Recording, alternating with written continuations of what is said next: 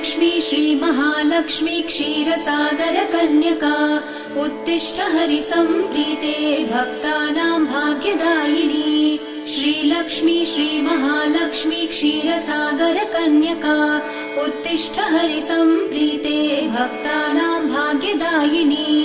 उत्तिष्ठोत्तिष्ठ श्रीलक्ष्मी विष्णुवक्षस्थलालये उत्तिष्ठ करुणापूर्णे लोकानां शुभदायिनी। उत्तिष्ठोत्तिष्ठ श्रीलक्ष्मी विष्णुवक्षस्थलालये उत्तिष्ठ करुणापूर्णे लोकानां शुभदायिनी।